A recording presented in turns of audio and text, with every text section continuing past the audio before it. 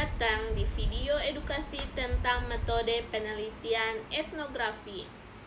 Jadi, di sini saya akan menjelaskan beberapa hal tentang penelitian etnografi. Sahabat Balance, pernahkah kamu bertanya-tanya bagaimana cara peneliti memahami budaya dan masyarakat secara mendalam?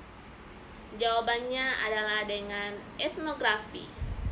Dalam video ini, kita akan menjelajahi dunia etnografi dan mempelajari semua hal menarik tentang metode penelitian etnografi.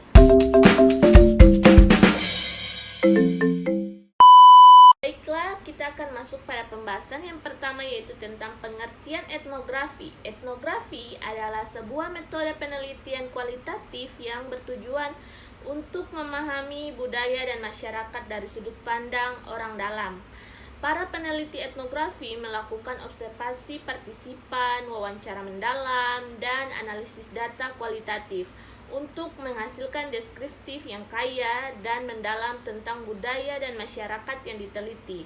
Menurut Springer pada tahun 1997, penelitian etnografi merupakan salah satu penelitian kualitatif yang sering dipakai pada peneliti untuk mengkaji kebudayaan. Etnografi erat hubungannya dengan kebudayaan karena aktivitasnya mendeskripsikan tentang kebudayaan.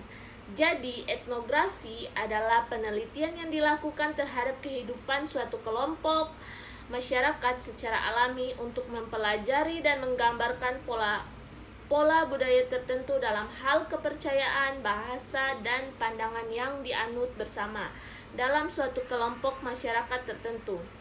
Etnografi menganalisis dan memahami pandangan hidup dari penduduk asli atau kelompok yang diteliti.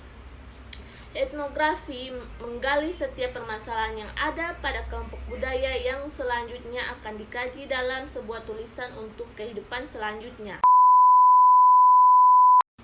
Baiklah, kita akan masuk pada pembahasan yang kedua, yaitu tentang tujuan penelitian etnografi. Tujuan etnografi yaitu belajar atau daripada meneliti anggota-anggota kelompok budaya, memahami pandangan dunia sebagai yang didefinisikan oleh mereka yang diteliti. Penelitian etnografi memiliki beberapa tujuan utama, antara lain yang pertama yaitu memahami budaya dan masyarakat dari sudut pandang orang dalam. Lalu yang kedua yaitu mengungkap makna dan interpretasi di balik perilaku dan praktik budaya. Lalu yang ketiga yaitu mendokumentasikan pengalaman dan pengetahuan lokal. Lalu yang terakhir yaitu menganalisis fenomena sosial yang kompleks.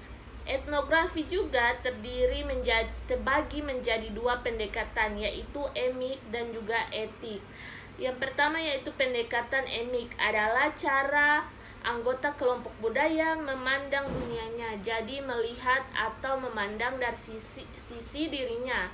Yang kedua yaitu pendekatan etik, sebaliknya merupakan interpretasi pengalaman-pengalaman budaya. Itulah mengapa penelitian etnografi sangat penting untuk dipelajari, terutama para peneliti yang ingin meneliti tentang kebudayaan. Yang ketiga, kita masuk pada karakteristik penelitian etnografi, di mana penelitian etnografi memiliki beberapa karakteristik yang membedakannya dengan metode penelitian lainnya, yaitu yang pertama penelitian kualitatif, di mana fokus pada pemahaman makna dan interpretasi. Yang kedua yaitu pendekatan holistik, di mana mempelajari seluruh aspek budaya dan masyarakat. Lalu yang ketiga, pengamatan partisipan, di mana peneliti terlibat langsung dalam kehidupan masyarakat. Yang terakhir atau yang keempat yaitu data kualitatif, di mana peneliti mencatat lapangan, wawancara, observasi, dan juga dokumen. Kita masuk pada pembahasan yang keempat, yaitu tentang langkah-langkah penelitian etnografi. Ada 5 langkah-langkah dalam penelitian etnografi. Yang pertama, menentukan topik penelitian.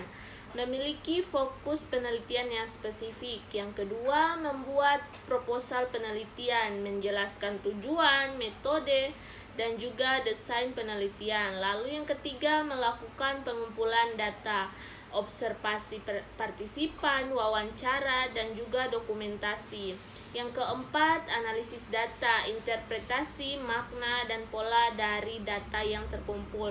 Lalu yang terakhir, menulis laporan penelitian, mendeskripsikan temuan dan kesimpulan penelitian. Pembahasan yang kelima yaitu tentang ciri-ciri etnografi. Yang pertama, fokus penelitian, mendeskripsikan dan menafsirkan kelompok berkebudayaan sama. Yang kedua, tips permasalahan yang paling cocok untuk desain, mendeskripsikan dan menafsirkan pola kehidupan yang sama dari kelompok. Yang ketiga, latar belakang disiplin, mengambil dari antropologi dan sosiologi. Yang keempat, satuan analisis, di mana mempelajari kelompok yang memiliki kebudayaan yang sama. Lalu yang kelima, bentuk pengumpulan data, menggunakan terutama pengamatan dan wawancara, tetapi mungkin juga mengumpulkan sumber lain selama waktu yang panjang di lapangan.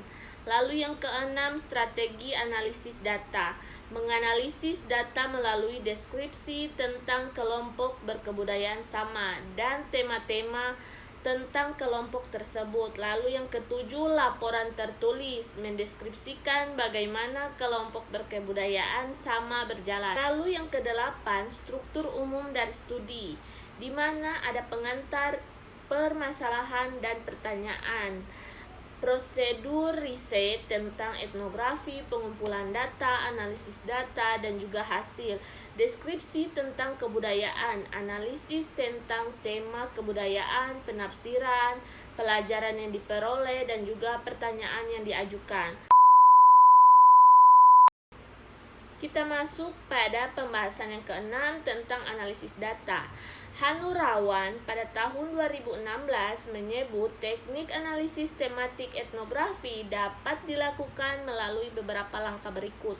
Yang pertama yaitu peneliti membuat daftar kategori yang menonjol sesuai dengan tujuan penelitian yang terdapat dalam data-data hasil pengumpulan data seperti hasil observasi, wawancara, dokumentasi, dan rekaman audio atau video. Daftar kategori itu adalah fenomena perilaku atau kejiwaan yang spesifik suatu kelompok kebudayaan tertentu atau etnik tertentu. Lalu yang kedua, peneliti memberi label terhadap kategori-kategori yang muncul.